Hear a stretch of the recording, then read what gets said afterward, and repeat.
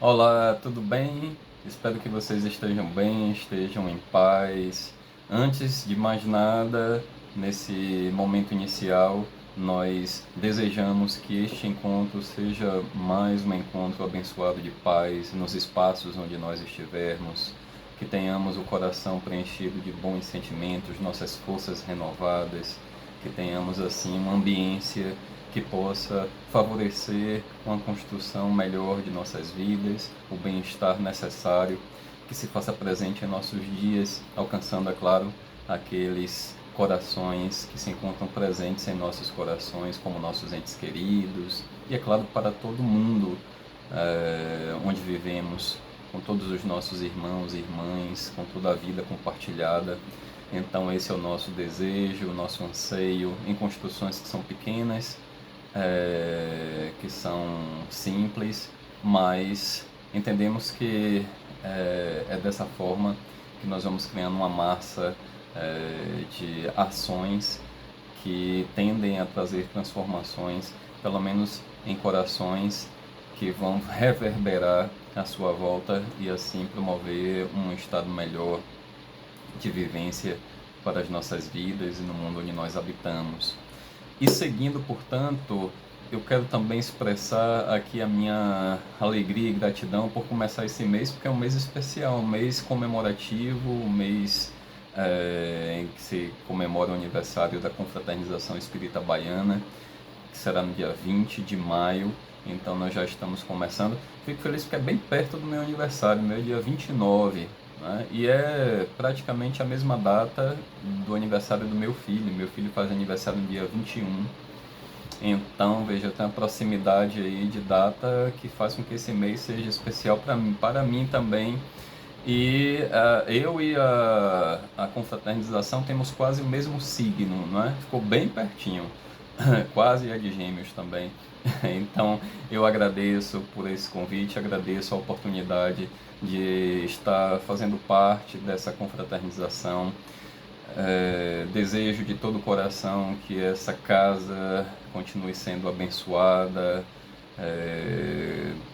com amor, com aprendizados, com a prática do bem, com a presença dos corações amigos que fazem com que a luz divina possa brilhar com mais força e assim trazer as bonanças necessárias para a vida. Então esse é o desejo do nosso coração. Um abraço grande, um beijo no coração para a presidente Ildenira e para o coordenador Ramon. Então eu aqui expresso carinho por vocês e por cada pessoa. A gente não sabe o nome de todo mundo, não é? E aqui não é o caso de citar, mas nós sabemos que uma casa ela se faz com muitas pessoas, não é? Não é uma construção individual, mas é uma construção coletiva. Então nós temos naturalmente um grupo e com todo carinho aqui eu envio o meu abraço fraterno e meu beijo no coração para todo o grupo. E sei que é tão importante a tarefa que cada um realiza.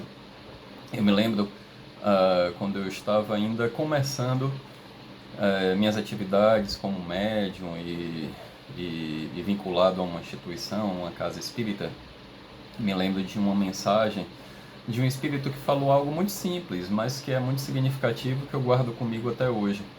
Aí ele dizia assim: olha, o verdadeiro ou bom trabalhador de uma casa espírita é aquele que trabalha com amor. Embora seja uma frase muito simples, mas ela para mim é significativa e, como eu disse, guardo comigo porque a, a, a questão mais importante aí é justamente como ele coloca, como nós estamos vinculados e como nós exercemos as nossas atividades. Então isso é o que mais importa, não necessariamente o que estamos fazendo, né? Mas como fazemos, para que estamos fazendo, com quais sentimentos imbuídos no que estamos fazendo. E em resumo, como ele disse, então se trabalhamos com amor, isso é o mais importante, não qual a nossa posição, não o que nós fazemos, Então, nesse sentido, o trabalho ele se torna especial, o trabalho também ele se torna significativo. E eu vou retomar isso um pouquinho mais adiante, porque essa questão de se falar que o bom trabalhador, a trabalhadora, é quem trabalha com amor, remete justamente a uma reflexão que é interessante, que é sobre essa forma de vivenciar o Espiritismo, uma vez que o trabalho representa aí, dentro de uma instituição dessa natureza, dentro de uma casa, uma forma de vinculação. Uma vinculação que traduz a nossa identificação em termos de entendimento, em termos de convicção, ou podemos dizer de fé, e naturalmente, em muitos aspectos, no que diz respeito ao nosso campo afetivo, emocional, dos vínculos que nós vamos construindo, em como nos sentimos em cada espaço, isso que faz com que os espaços eles se tornem especiais, nessa comunhão que vai se formando, e a partir daí na constituição de uma verdadeira comunidade. Então, quando se fala assim, trabalhar com amor, nós estamos seguindo para uma perspectiva, para pensar sobre isso, no que diz respeito à vivência. A vivência que podemos experimentar na condição de espírita, o nosso vínculo ao espiritismo. Embora é bom que se diga, logo no início, que o espiritismo não é o único caminho, nem é o melhor do que todos os outros. Não é dessa forma que se apresenta. Nem essa foi a preocupação de Kardec, dos espíritos, e muito menos se constitui como uma preocupação, de um modo geral, até hoje. Embora às vezes isso possa se expressar, porque naturalmente há uma diversidade muito presente ao longo do tempo no Espiritismo, porque há também uma flexibilidade para isso, uma vez que o Espiritismo ele não se fundamenta em dogmas, nem tem formalidades que constituam cultos estabelecidos com regras e a partir daí uma forma de unificação. Então nós temos uma margem de liberdade que permite justamente certas adequações, adaptações que vão sendo realizadas ao longo do tempo em função das referências que nós trazemos, especialmente no campo da fé, especialmente no campo daquilo que se constitui como sagrado. Veja, por exemplo, que quando o Espiritismo chega no Brasil, em 1865, através de Luiz Olímpio Teles de Menezes, na Bahia, ele cria um periódico que foi o primeiro veículo de comunicação sobre o Espiritismo no Brasil, Eco de Além Túmulo, e ele traz consigo a sua referência religiosa, que é o catolicismo, de tal modo que ele inclui justamente na sua interpretação de O Livro dos Espíritos crenças relacionadas justamente ao catolicismo, e entendia assim que não seria o caso de uma ruptura para ele, mas de uma adaptação, de uma identificação, mas uma identificação que não fez com que ele perdesse as suas raízes de fé. Então, olhe como permite essa adaptação, portanto, tem um caráter flexível por não trazer consigo um formalismo que acabe unificando, como eu disse anteriormente.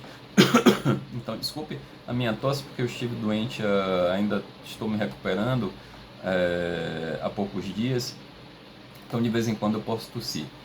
Então, nesse sentido, vejam, como a possibilidade de adaptação, nós vamos encontrando diferenças, mas são diferenças que não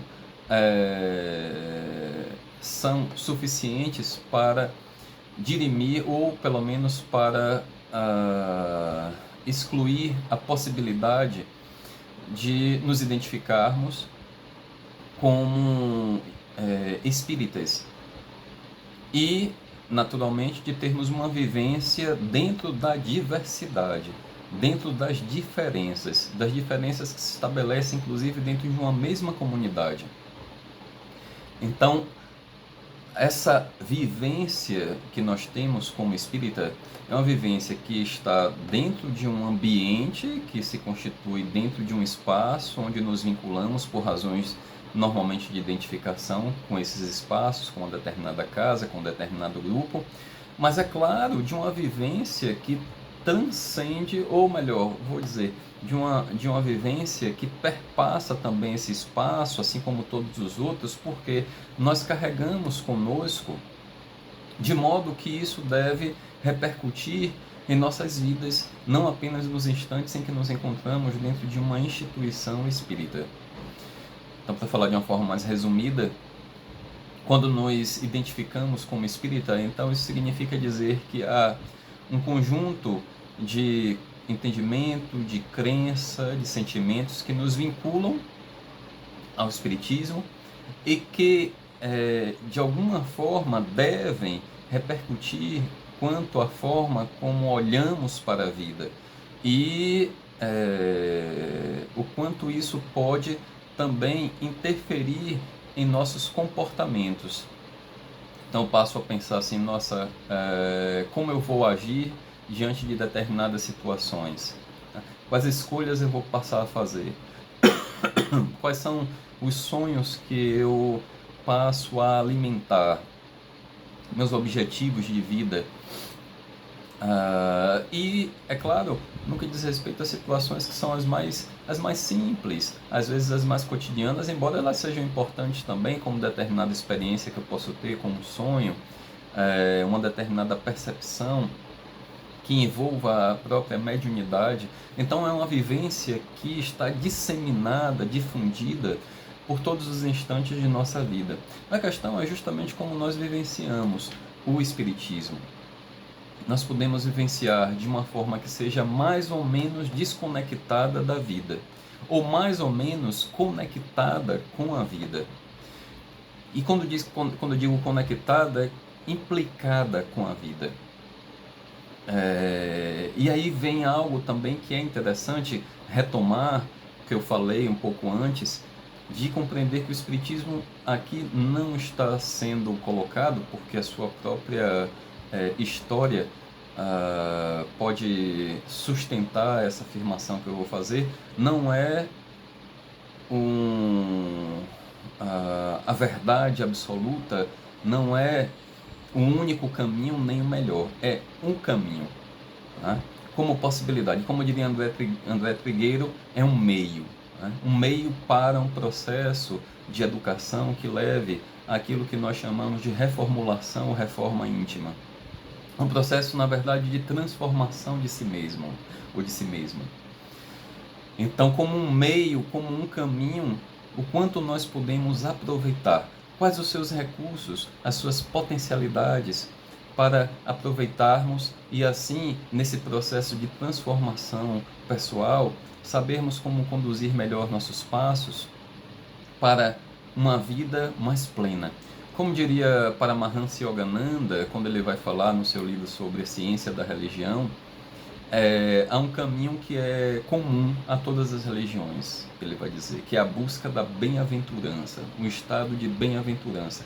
Ele diz, isso está para além dos aspectos formais. Quem se prende aos aspectos formais está mais vinculado a aspectos que são mais pobres quanto às possibilidades ou às potências que a religião pode oferecer. Desse modo, ele fala dessa necessidade que trazemos de uma realização de um estado de bem-aventurança.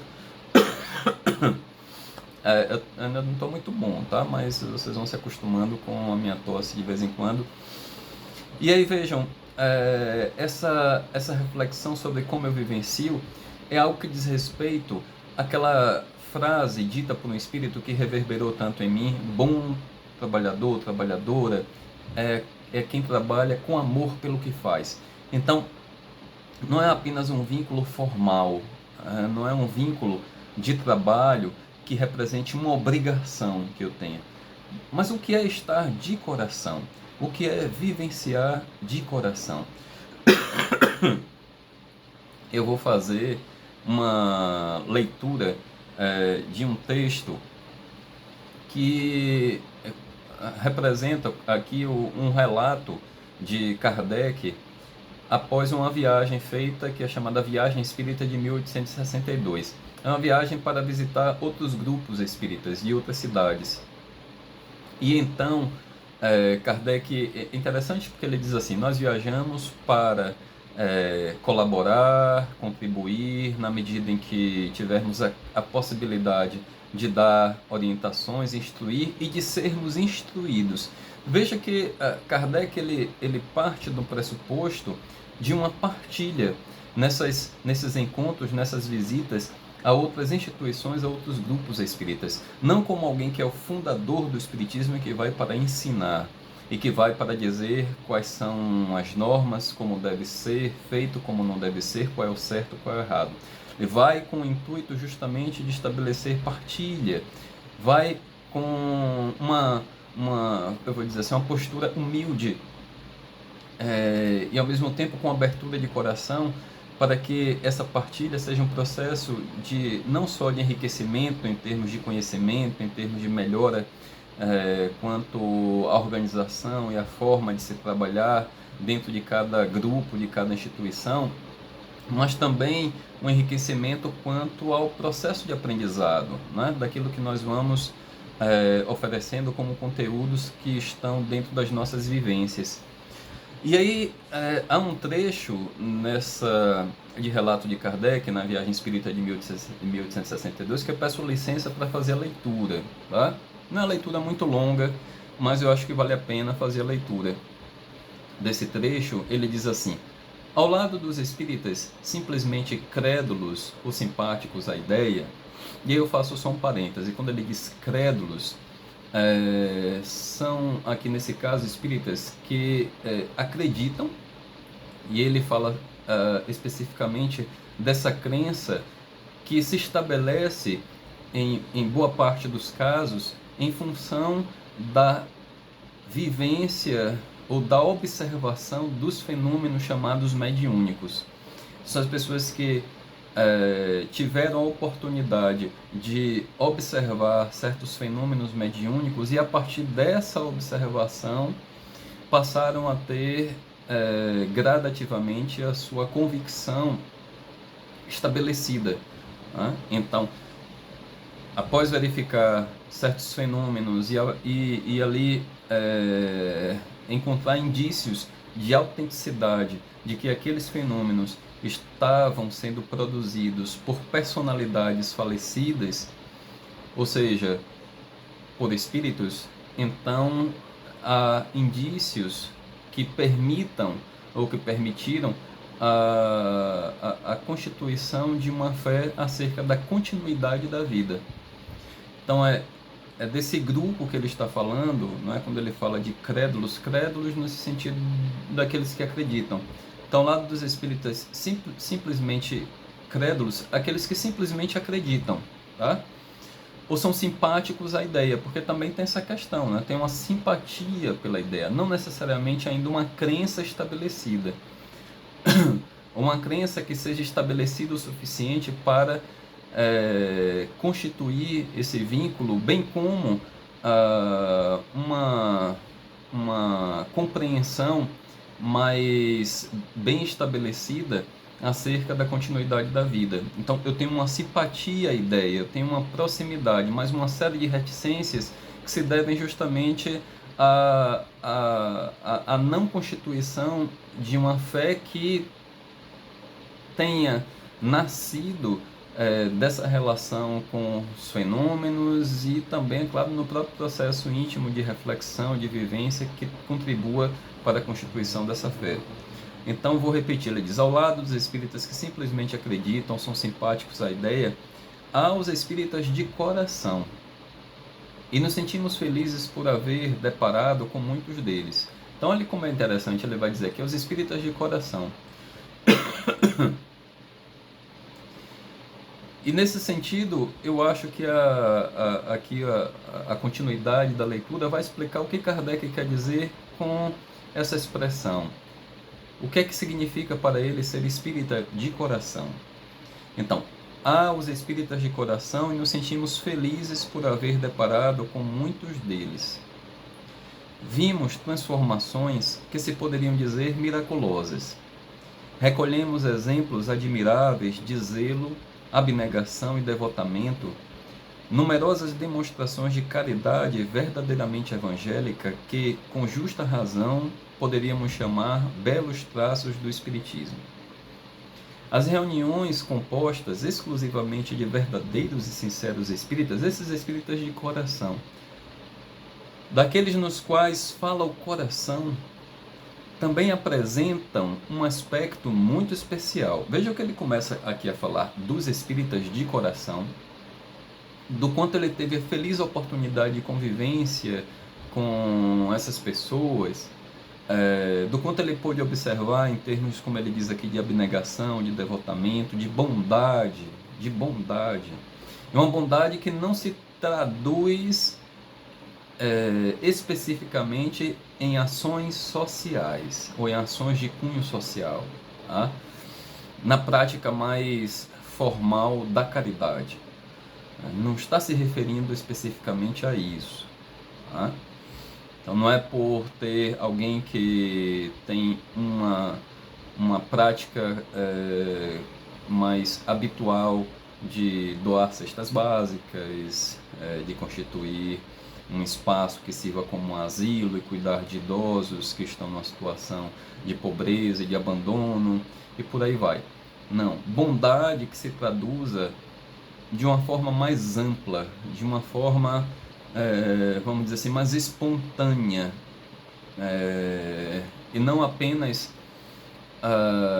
nos instantes onde há um encontro e uma convivência caracterizada pelas reuniões espíritas, mas no próprio conviver. Então, a bondade que se traduz de forma espontânea, inclusive em meio aos desafios, diante das dissensões, diante das diferenças. E aí eu volto ao que ele vai dizer quando, a partir daí, ele fala como as reuniões constituídas com espíritas de coração se tornam reuniões especiais. Ele diz: as reuniões compostas exclusivamente de verdadeiros e sinceros espíritas, daqueles nos quais fala o coração, também apresentam um aspecto muito especial. Aí ele diz: todas as fisionomias refletem franqueza e cordialidade. Nós nos sentimos à vontade nesses ambientes simpáticos, verdadeiros templos da fraternidade. Tanto quanto os homens, os espíritos aí se comprazem.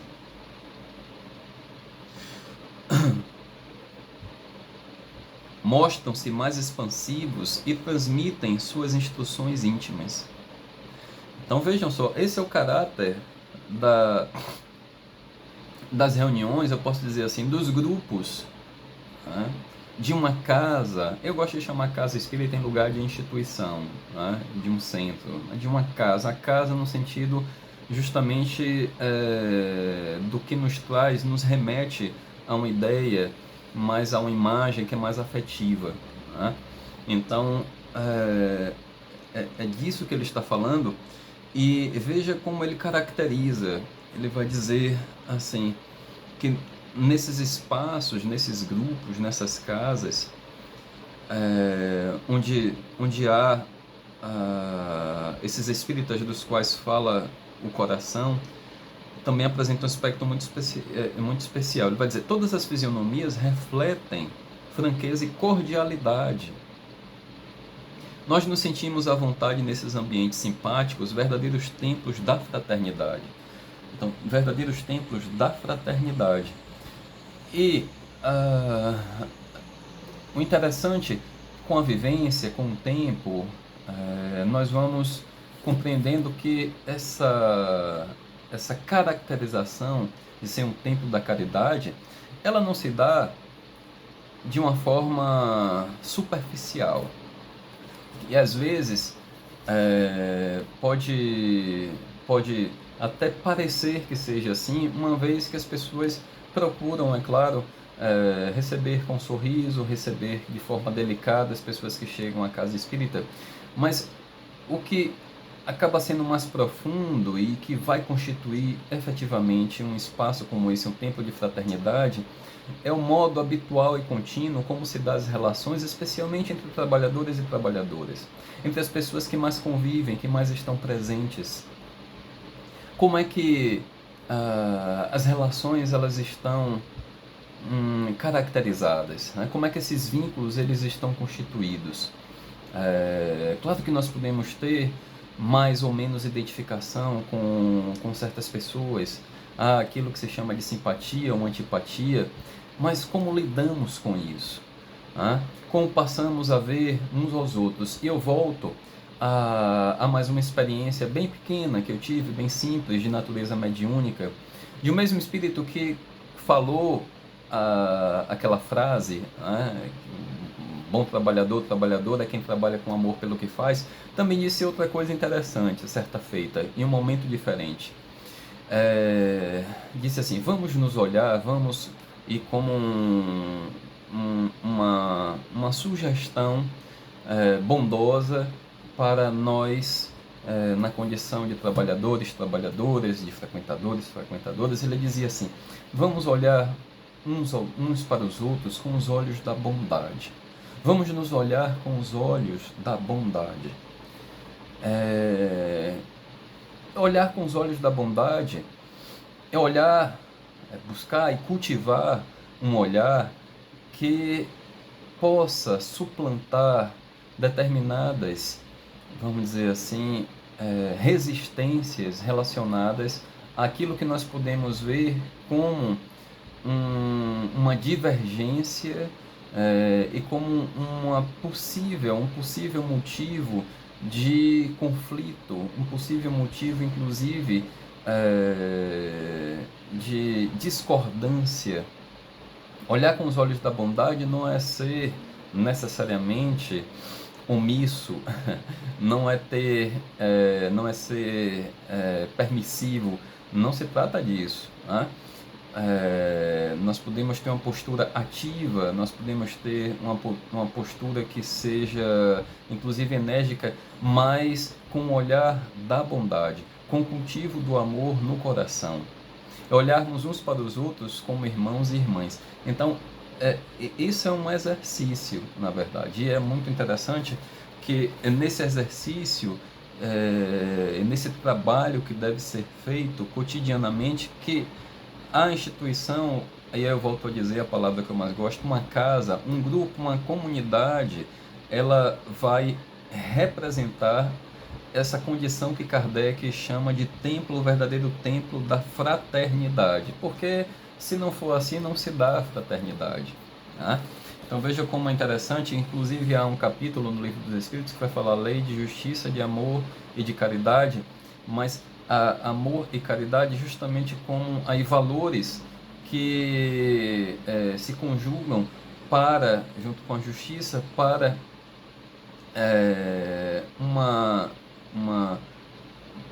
realização dentro de nossos vínculos, na comunhão que formamos, que estabelecemos, como uma comunhão fraterna, como uma comunhão solidária. E aí Kardec continua dizendo o seguinte, como um contraponto, tá certo? Naquelas reuniões, ao contrário, em que há divergência de sentimentos, onde as intenções não são inteiramente puras, em que se nota o sorriso sardônico e desdenhoso em certos lábios, onde se sente o sopro da malquerença e do orgulho, em que se teme a cada instante pisar o pé da vaidade ferida, há sempre mal-estar, constrangimento e desconfiança. Veja como ele diz algo assim que é muito interessante, e é atual, não é?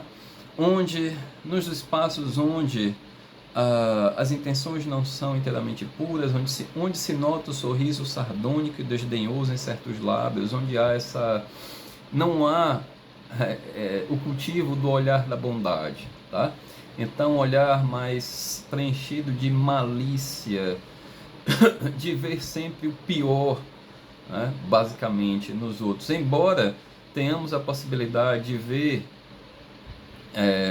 o cisco que existe no olho do outro, fazendo uma referência a Jesus, quando ele diz, antes de olhar para o argueiro que está no olho do outro, olha para a trave que está no teu.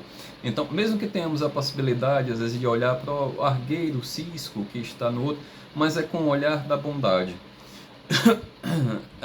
E aí, nessas reuniões, portanto, onde há esse sorriso sardônico e desdenhoso em certos lábios, ele diz assim, onde se sente o sopro da malquerença, e do orgulho ferido. Né? Se há malquerença, então não há condições de se estabelecer uma relação fraterna e muito menos de vivenciar o espiritismo de coração. A vivência de coração do espiritismo é justamente uma vivência que potencializa o espiritismo como um caminho, como um meio nesse processo de transformação pessoal rumo à construção de uma vida melhor, na realização de nossas potencialidades. Então, vejam que isso é algo que inviabiliza a vivência de coração do Espiritismo. Vivenciar de coração o Espiritismo é algo que não pode se estabelecer se houver malquerença, orgulho ferido. E ele diz, em que se teme a cada instante pisar o pé da vaidade ferida. Tá? Então, onde há sempre um receio de ferir suscetibilidades. Tá? Logo, não há conforto, não há uma sensação de aconchego, de acolhimento dentro desses grupos, porque não prepondera, não prevalece o vivenciar de coração. Então é algo de fato que acaba contaminando. Mas isso aí então significa que não tem mais o que fazer? Claro que tem. Tem jeito, tem possibilidade de mudança, né? Que precisa vir com o trabalho. Só para concluir, ele diz, em tais ambientes os próprios espíritos são mais reservados e os médios muitas vezes paralisados pela influência dos maus fluidos que pesam sobre eles como um manto de gelo. Então, nesse sentido, nós voltamos para o que Leon Denis diz na introdução do livro No Invisível: o Espiritismo será o que dele fizerem os homens. Então nós vamos justamente fazendo do Espiritismo que ele é, não os grandes líderes, não os grandes nomes. É claro que eles têm relevância, têm um alcance social pela sua condição de publicidade, de estar mais presente na esfera pública, mas essa, na verdade, é uma condição que se refere muito mais, que está disseminada, que está, eu posso dizer, capilarizada nas individualidades, nos corações, no seu viver simples, cotidiano, do que propriamente nesses grandes líderes ou em pessoas que têm um maior destaque por conta do seu papel dentro da esfera pública. Então a afirmação de Leon Denis é uma afirmação que alcança quem quer que seja que se identifique como espírita. O que é que nós estamos fazendo do espiritismo? E a partir da nossa vivência pessoal. Eu acho interessante porque ao longo do tempo nós vamos colhendo um pouquinho de aprendizado na conversa com as pessoas que chegam à casa espírita. E quantas vezes já tive a oportunidade de ouvir pessoas que são espíritas, inclusive familiares. E nessas escutas nós vamos vendo os desafios e as dificuldades que se estabelecem justamente no cotidiano, de quantos problemas acontecem, de quantas situações que por vezes são tristes, são ruins, acontecem, do quanto isso impacta e reverbera negativamente. Já vi casos, por exemplo, de uma irmã falar que a outra irmã, que é espírita há muitos anos mesmo, que a outra irmã deixou de falar com ela durante mais de um ano por conta de uma simples discussão. Então, aí a gente fica pensando justamente no como esse viver cotidiano deve ser preenchido, deve reverberar aquilo que nós passamos a acolher como vivência nessa identificação com o Espiritismo como meio de transformação pessoal. Considerando a possibilidade que ele traz de olharmos para a vida com um olhar renovado e compreendermos a vida em sua continuidade, em sua amplitude, em sua profundidade e complexidade, com, é claro, o horizonte espiritual sempre presente. Então, nós podemos ter problemas, podemos ter grandes desafios, podemos ter dificuldades no que diz respeito aos nossos relacionamentos. Às vezes, como diria Paulo de Tarso na sua epístola aos Coríntios, se não me falha a memória, não conseguirmos fazer todo o bem que gostaríamos de fazer, mas ainda fazermos o mal que não gostaríamos. Claro, nós estamos nessa condição ainda, mas é sempre possível voltar atrás, rever nossos atos, buscar o caminho de mudança, de transformação, buscar a conciliação, ter a humildade necessária para podermos nos renovar, e a partir daí vamos aprendendo mais, vamos crescendo mais um pouco. Então, isso é que é interessante. E voltando para falar sobre a nossa vinculação com o Espiritismo e, é claro, a vinculação que costuma acontecer com uma determinada casa, com casas, instituições espíritas, eu costumo observar ao longo do tempo algumas situações que são comuns e que se referem a uma espécie, eu vou dizer assim, de conflito, de dúvida que se estabelece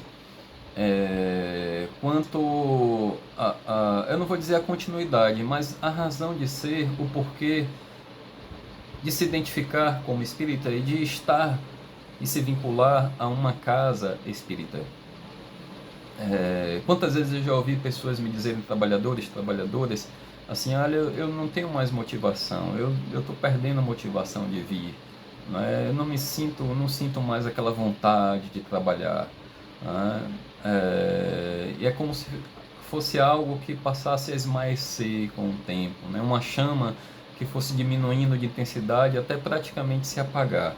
E se não existe essa chama ainda acesa, então o sentido ele se perde, né? Não há sentido. Preciso que tenha um sentido para que aí tenhamos essa chama que impulsiona, que motiva. E nesse sentido é interessante pensar sobre o porquê nós estamos nos lugares onde estamos e o nosso vínculo com uma determinada identificação de natureza espiritual. Porque é complicado falar de natureza religiosa. Veja, Kardec, ele fala em um discurso feito na Revista Espírita de 1868, no mês de dezembro de 1868, cujo título é O Espiritismo é uma Religião, e ele vai tratar justamente disso, se o Espiritismo é uma religião. E nessa reflexão que Kardec traz, eu vou fazer a leitura de alguns trechos aqui. E ele vai falar mais nesse sentido do aspecto religioso, o seguinte: o verdadeiro objetivo das assembleias religiosas deve ser a comunhão de pensamentos. É que, com efeito, a palavra religião quer dizer laço. Uma religião, em sua acepção larga e verdadeira, é um laço que religa os homens, as mulheres, a humanidade, numa comunhão de sentimentos, de princípios e de crenças. Por isso ele vai dizer mais adiante o seguinte: por que então temos declarado que o Espiritismo não é uma religião? Em razão de não haver senão uma palavra para exprimir duas ideias diferentes, e que, na opinião geral, a palavra religião é inseparável da de culto, porque desperta exclusivamente uma ideia de forma que o Espiritismo não tem. Isso nas palavras de Kardec. Tá? E aí ele diz algo também que é muito interessante sobre esse sentido da religião como um laço que religa, que promove um estado de fraternidade, né? Nesse sentido de uma comunhão de sentimentos, de princípios, de crenças. Veja, comunhão não é uma identificação absoluta, completa, não é sentir igual, né? Não é ser absolutamente igual em termos de sentimentos, de princípios, de crenças, partilhar de semelhanças, né? Uma comunhão. Por exemplo, eu tenho um desejo em comum do bem. Então, mesmo que minha história seja diferente, minhas memórias são muito próprias, particulares, mas se forma um grupo, nós podemos, mesmo com as nossas diferenças, constituir um estado de comunhão, em função de nossa busca em comum pelo bem, de todos os sentimentos que estão envolvidos nessa busca em comum, pela construção do bem em comum. Então ele vai dizer sobre esse laço o seguinte: o efeito desse laço moral, desse laço que ele chama de religião, tá? É o de estabelecer entre os que ele une a fraternidade e a solidariedade, a indulgência e a benevolência mútuas. É nesse sentido que também se diz a religião da amizade. Olha como é interessante. Se é assim, perguntarão então, o Espiritismo é uma religião? Ora, sim, sem dúvida. No sentido filosófico, o Espiritismo é uma religião e nós nos vangloriamos por isto, porque é a doutrina que funda os vínculos da fraternidade e da comunhão de pensamentos. E aí podemos acrescentar de sentimentos, que passam a ser cultivados para que exista justamente essa ambiência de fraternidade, de solidariedade. Então aí está o vivenciar o Espiritismo de coração, né? Uma vivência de coração que traz não apenas essa possibilidade de constituir um ambiente, mas antes mesmo disso, de indicar o porquê. Como eu disse, às vezes há certas situações em que as pessoas perdem o sentido e então passam a fazer as suas atividades de uma forma mecânica, de uma forma esvaziada de conteúdo. Então, quando o Espírito diz assim, olha, o bom trabalhador, trabalhadora é quem trabalha com amor. Eu estou preenchido de conteúdo, há significado no que eu faço, eu sei o porquê eu estou presente naquele espaço. E aí, se eu quero apenas a relação com os fatos mediúnicos, que são importantíssimos, são muito importantes, precisam ser cultivados, a mediunidade precisa ser estimulada, a mediunidade precisa ser praticada, né, dentro dos espaços espíritas, porque são espaços próprios para isso, e que devem ser preparados para isso. E nós devemos estimular a prática mediúnica. Ela é importante, né? Junto, é claro, com um estudo que possa nos orientar, que possa favorecer uma prática mais responsável, uma prática que esteja consubstanciada em valores e que tenha propósitos que se referem justamente à construção do bem comum. Então, se nós vamos para observar os fenômenos, com o tempo, isso não basta. Não basta. Se não toca no íntimo, tá? Não vai bastar. É preciso tocar no coração para transformar comportamentos na medida em que vai ampliando nossa consciência, porque não é só um caminho da racionalidade. A instituição, a casa espírita, é também um espaço de educação, é um espaço de saber, né? Mas o saber que se dá em todos os sentidos, em todos os níveis, como diria um cientista conhecido como um dos grandes nomes na chamada biologia do conhecimento, Francisco Varela, bem como Humberto Maturana, vai falar: cognição se dá em todos os níveis, está presente no contexto mais amplo da vida. Então, a capacidade de aprendizado, ela não se dá apenas em processos formais, em espaços formais de educação. Então, dentro de uma instituição, de uma casa espírita, nós temos a possibilidade de partilhar conhecimentos, de aprender. Mas, se não enxergamos isso, se perdemos essa conexão com as possibilidades que estão sempre presentes, a depender de como nós vamos trabalhando o nosso olhar, então os sentidos eles vão sendo esvaziados, né? Nós vamos perdendo aí sentido, significado, e consequentemente aquela chama ela vai esmaecendo até se apagar. Então, para que eu estou no lugar onde estou? Para que eu me identifico? Por que eu me identifico como espírita? Qual a razão de ser para isso? Então preciso ter essas respostas, porque se eu não tiver, não faz sentido. Se eu não tiver, então as minhas ações elas passam a ser mecânicas. Elas não têm possibilidade de produzir riqueza em termos de minha transformação pessoal, no meu processo de crescimento, que me ajude a viver melhor, a saber como conduzir melhor os meus próprios passos. Então aí sim eu passo ao longo do tempo a construir em mim mesmo uma condição que vai me poder fazer afirmar que vivencio de coração o Espiritismo. Mesmo com todos os defeitos, mesmo com todos os problemas.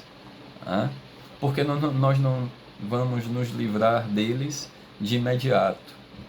Não vamos deixar para trás todas as nossas dificuldades. Vamos descobrindo mais. É como se diz em relação à terapia. Quanto mais a pessoa começa, descobre mais problema. Mas isso é bom.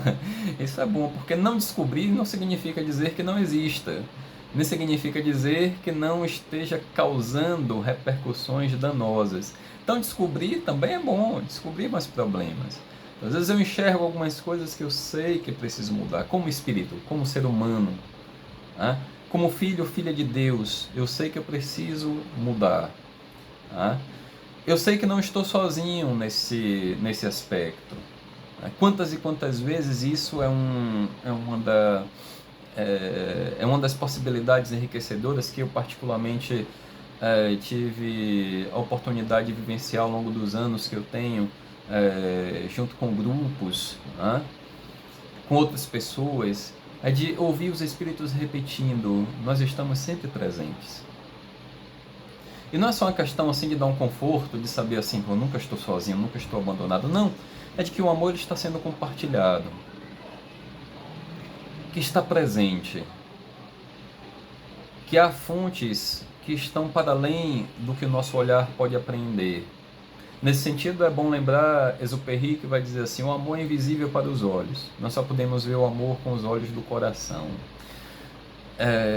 Então, se isso é algo que eu aprendi, eu não aprendi só.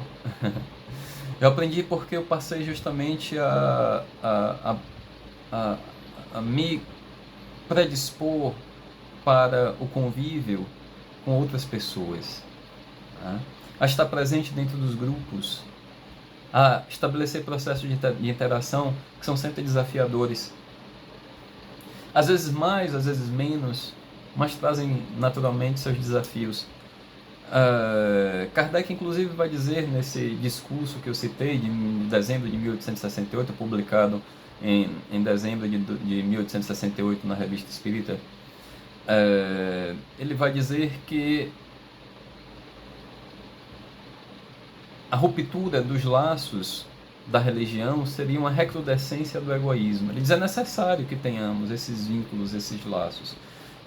E mais uma vez eu volto a lembrar que ele afirma que o Espiritismo é religião do ponto de vista filosófico. Só para fazer aqui a citação mais uma vez, ele diz: no sentido filosófico, o Espiritismo é uma religião e nós nos vangloriamos por isto, porque é a doutrina que funda os vínculos da fraternidade e da comunhão de pensamentos, de sentimentos, de convicções. Então essa busca justamente dessa comunhão que vai nos enriquecendo e favorecendo uma vivência que seja de coração e a partir daí uma vivência transformadora. Uma vivência que permite ampliar minha consciência, que permite justamente enriquecer meu olhar para que eu enxergue novos matizes, novas peculiaridades no próprio horizonte da vida, para que eu amplie o horizonte da vida, né? Para que eu possa transformar meus comportamentos, me tornar uma pessoa melhor. Então, é desse modo que essas referências, e esse viver podem nos levar a uma reflexão sobre como vivenciar de coração o Espiritismo.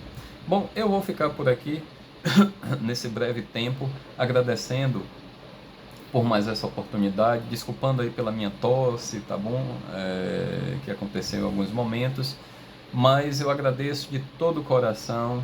Mais uma vez, meus parabéns, que esta casa tenha vida longa, que cada espírito, cada pessoa que faz parte dela, que integra nessa comunidade, cada vez mais possa vivenciar a fraternidade, a solidariedade, em uma comunhão abençoada de paz, que naturalmente possa nos trazer toda a renovação necessária para a construção de uma vida melhor, não só para nós mesmos, né? Mas para a coletividade.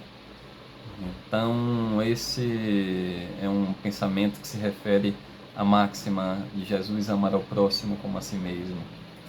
E assim eu concluo. Um beijo enorme no coração, que Deus nos abençoe hoje e sempre, e até uma próxima oportunidade. Tchau.